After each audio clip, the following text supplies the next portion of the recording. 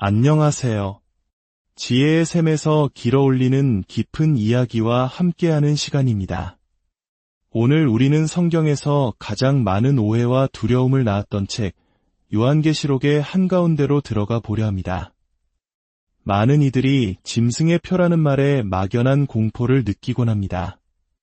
하지만 오늘 이 이야기는 두려움을 걷어내고 그 안에 숨겨진 진정한 메시지, 즉 희망과 용기에 대한 하나님의 음성을 듣는 시간이 될 것입니다.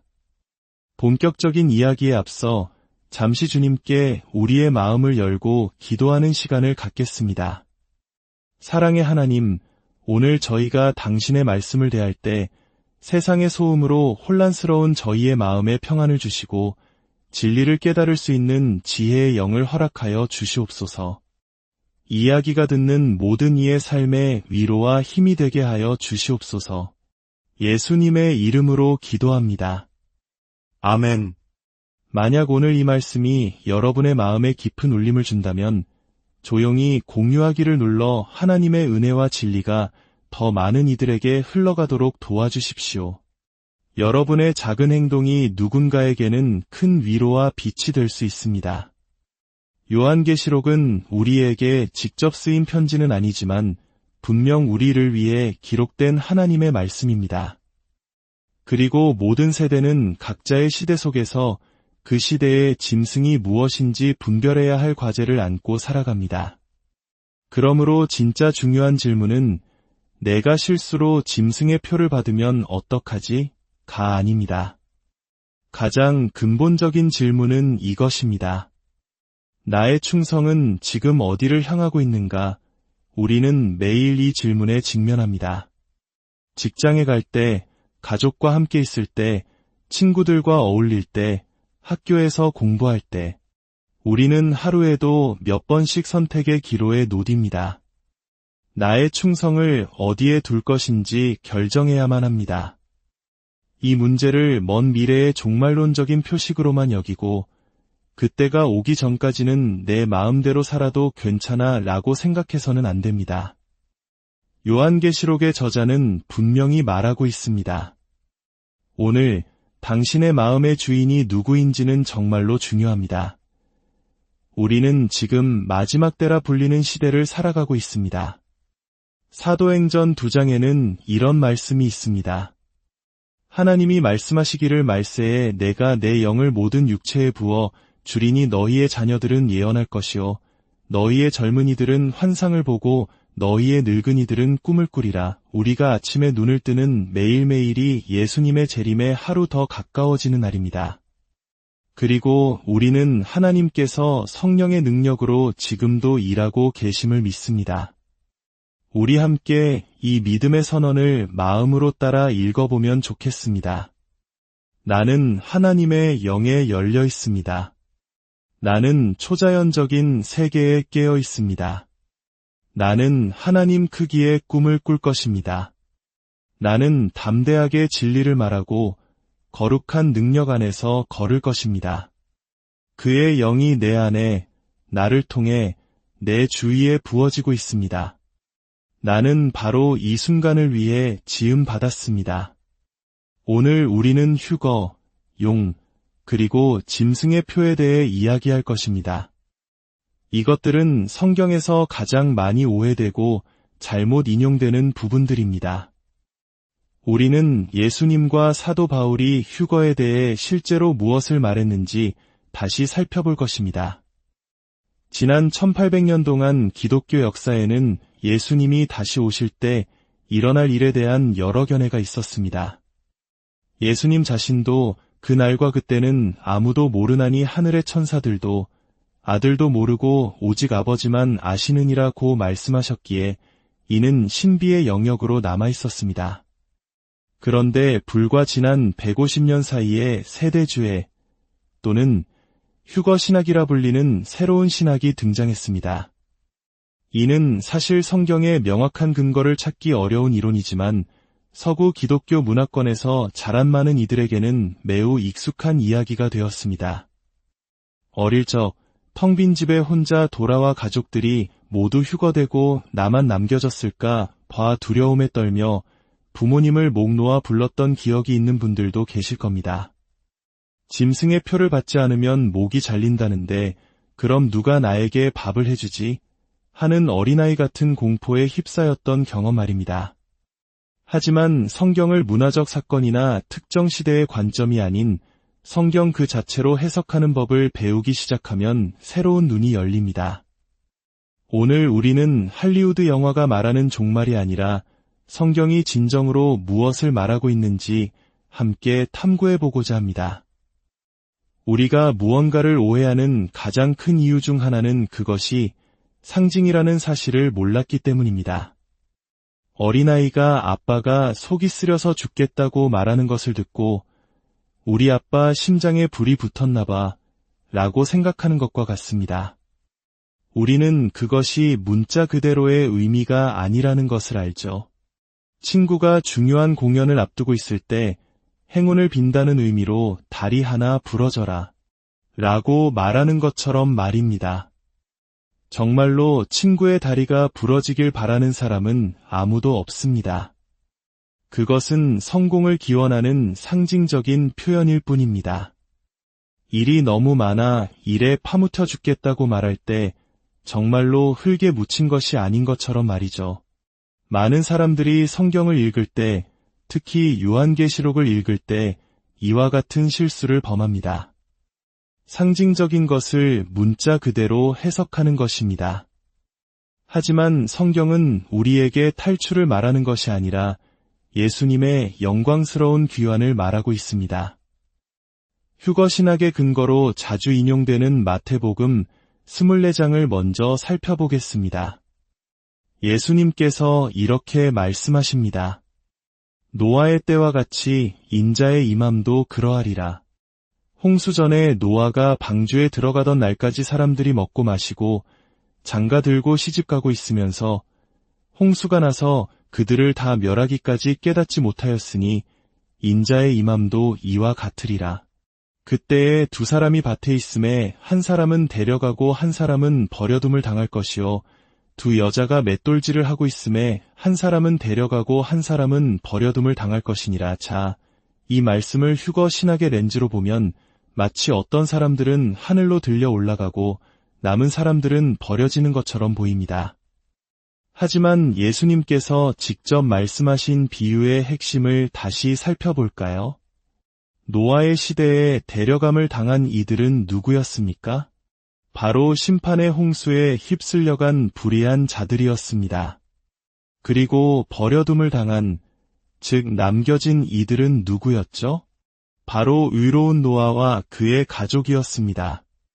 그들은 남아서 새로운 세상을 상속받았습니다. 누가복음 17장에서 예수님은 자신의 재림을 롯과 소돔과 고모라의 멸망에 비유하십니다.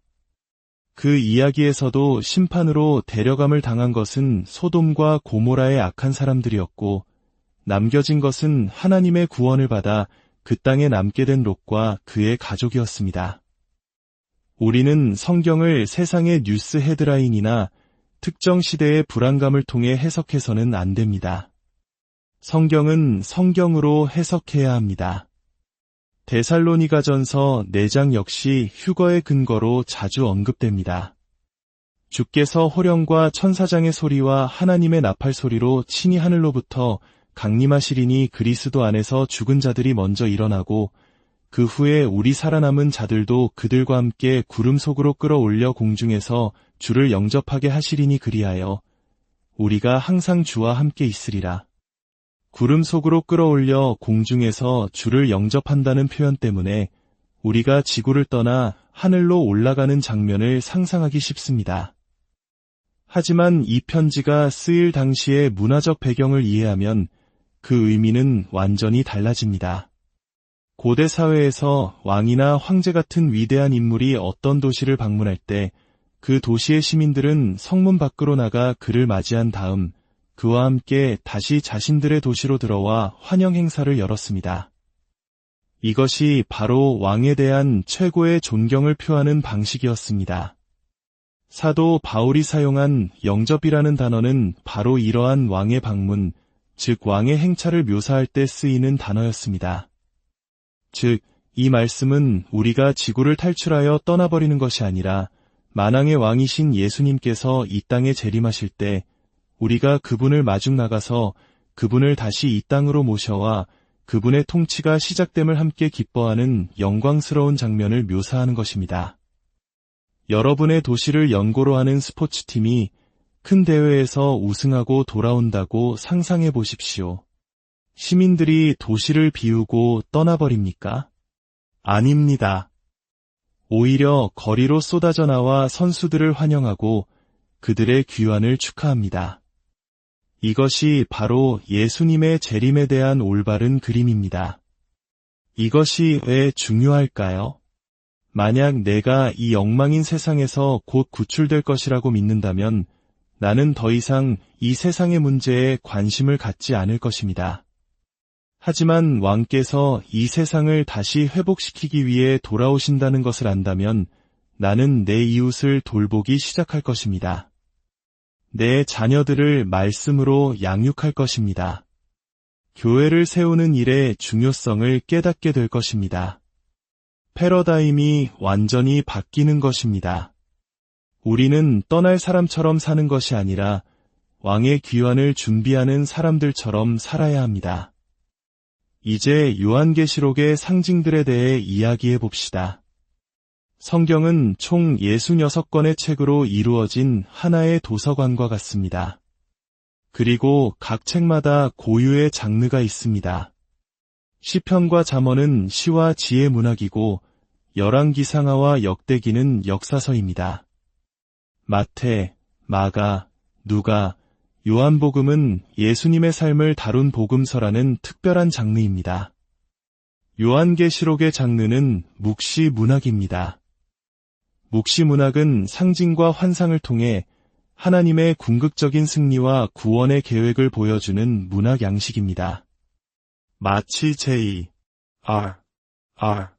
톨킨의 소설 반지의 제왕과 같습니다. 우리는 그 이야기에 등장하는 호빗이나 오크, 마법사 간달프가 문자 그대로 실존했다고 믿지 않습니다. 하지만 그 상징적인 이야기를 통해 우리는 죄의 파괴적인 힘, 예수님의 희생, 그리고 왕의 귀환이라는 기독교적 진리를 깊이 있게 체험할 수 있습니다. 요한계시록을 문자 그대로의 역사책이나 미래 예측서로 읽는 것은 반지의 제왕을 역사 다큐멘터리로 보는 것만큼이나 어리석은 일입니다. 요한계시록은 로마 제국의 극심한 박해 아래 신음하던 1세기 소아시아의 7교회 성도들에게 보내진 격려의 편지였습니다. 그들은 예수를 믿는다는 이유만으로 재산을 몰수당하고 감옥에 갇히고 원형 경기장에서 굶주린 사자의 밥이 되거나 로마 시내의 가로등처럼 화형에 처해졌습니다. 이것이 진짜 박해입니다. 요한계시록은 바로 그런 칠흑 같은 어둠 속에서 신음하던 성도들에게 두려워하지 말라, 결국 승리는 어린 양 예수 그리스도의 것이다 라는 희망의 메시지를 전하기 위해 쓰여진 책입니다. 이제 그 상징들을 하나씩 풀어보겠습니다. 첫째, 붉은 용.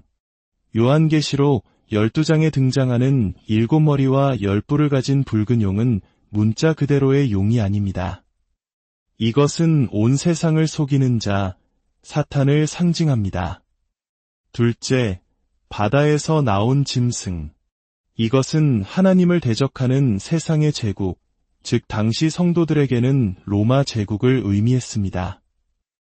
그들은 황제를 신으로 숭배하라고 강요하며 기독교인들을 박해했습니다.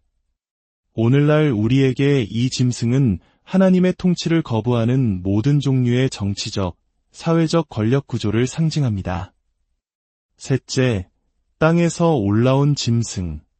이 짐승은 바다에서 나온 짐승, 즉 세상의 제국을 지지하고 사람들이 그를 숭배하도록 만드는 거짓 종교나 경제 시스템을 상징합니다. 당시에는 황제 숭배를 강요하던 로마의 국교나 기독교인을 시장에서 거래하지 못하게 막던 경제적 압박이 바로 그것이었습니다. 오늘날에는 복음의 진리를 희석시키고 세속적인 가치를 숭배하게 만드는 모든 사상과 문화가 이 짐승에 해당될 수 있습니다. 마지막으로 가장 논란이 많은 짐승의 표 666입니다. 그가 모든 자 곧 작은 자나 큰 자나 부자나 가난한 자나 자유인이나 종들에게 그 오른손에나 이마에 표를 받게 하고 누구든지 이 표를 가진 자 외에는 매매를 못하게 하니 이 표는 곧 짐승의 이름이나 그 이름의 수라.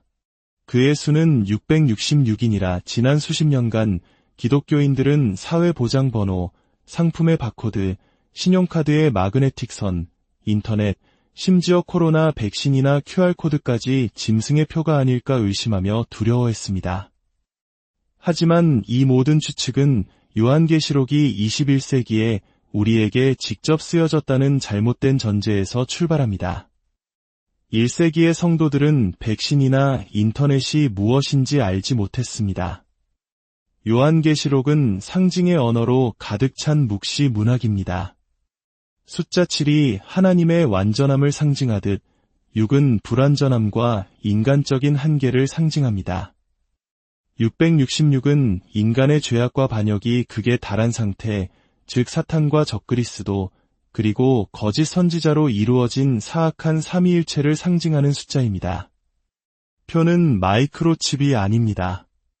그것은 정체성과 충성의 문제입니다. 짐승의 표는 우리가 실수로 다운로드 받거나 주사 맞는 것이 아니라 의식적으로 선택하는 것입니다. 오른손이나 이마에 받는다는 것도 문자 그대로의 문신이 아닙니다. 구약 성경에서 하나님은 당신의 말씀을 손목에 메고 미간에 붙이라고 명령하셨습니다. 왜일까요? 손은 우리의 행동을, 이마는 우리의 생각과 사상을 상징하기 때문입니다.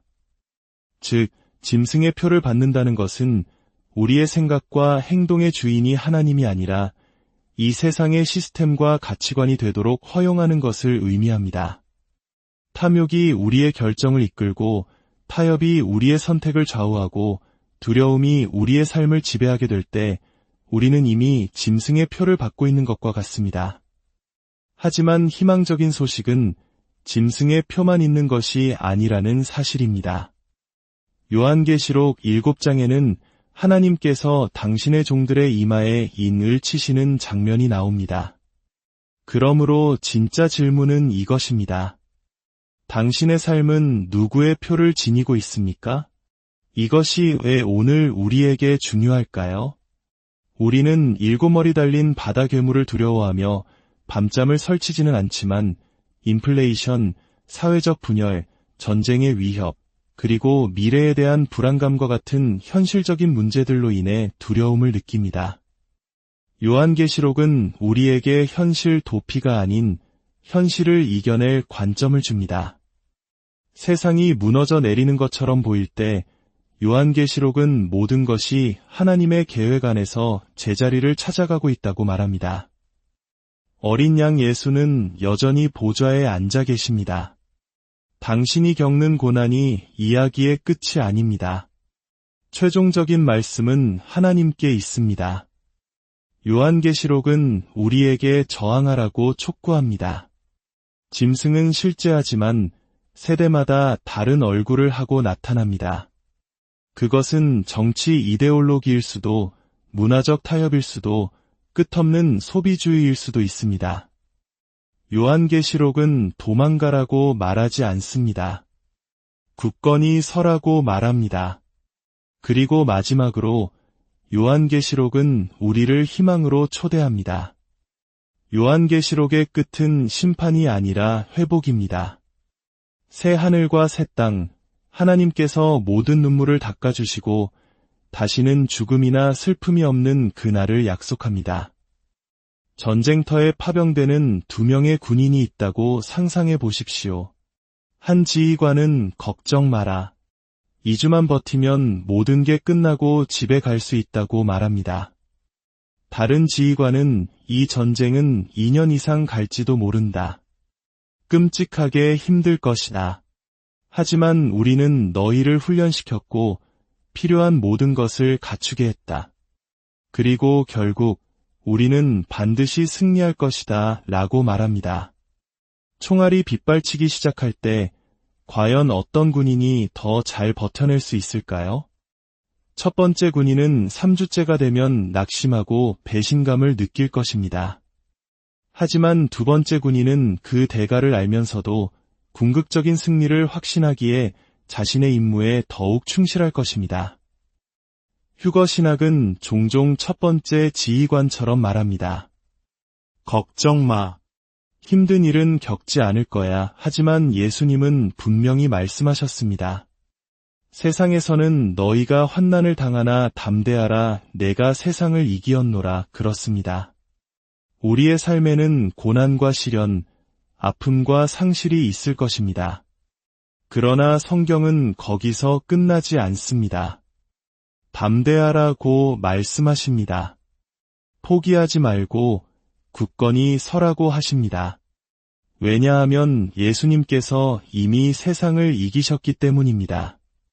이것이 요한계시록이 두려운 책이 아니라 축복의 책인 이유입니다. 당신은 어린 양의 인치심을 받았습니까? 아니면 세상의 낙인이 찍혔습니까? 우리에게 필요한 것은 두려움이 아니라 집중입니다.